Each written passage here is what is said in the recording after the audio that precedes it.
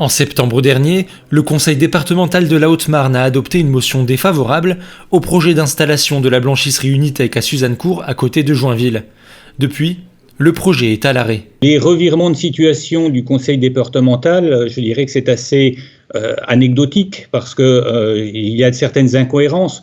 Comment peut-on être pour Cigéo et contre Unitec ? On peut en tirer plein de conclusions et ce genre de position purement politique et électorale en tant qu'industriel, ça ne m'intéresse pas. Face à toutes ces interrogations et prises de position, les travaux de ce projet n'ont pas pu débuter.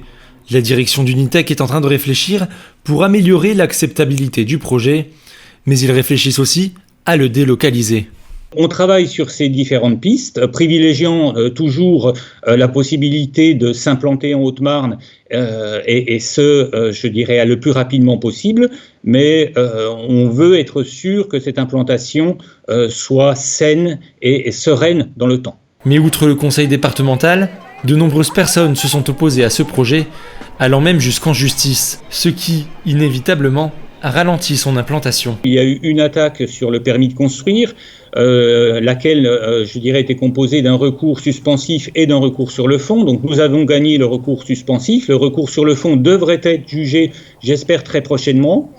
Et concernant l'autorisation d'exploitation, il y a eu 4 recours, dont un qui était avec un recours suspensif également, que nous avons gagné, c'était cet été. Et un de ces recours a été également annulé par ordonnance du tribunal. Donc, ce qui veut dire qu'aujourd'hui, il reste 3 recours sur le fond, sur notre autorisation d'exploitation. Mais quelque part, pour reprendre une expression un peu footballistique, je dirais, on mène 3-0.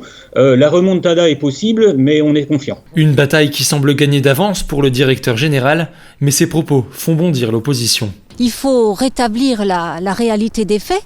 La vérité, qu'est-ce qu'elle est ? C'est en effet, il y a 3 recours. Donc, ils sont déposés au tribunal administratif et ils sont en cours. À tel point au début, puisque pour l'instant, aucune date d'audience n'a été fixée. Donc dire que c'est gagné, c'est quand même très très présomptueux. À l'heure actuelle, le projet est bloqué. Et à quoi on le doit ? On le doit aux 3 recours qui sont déposés.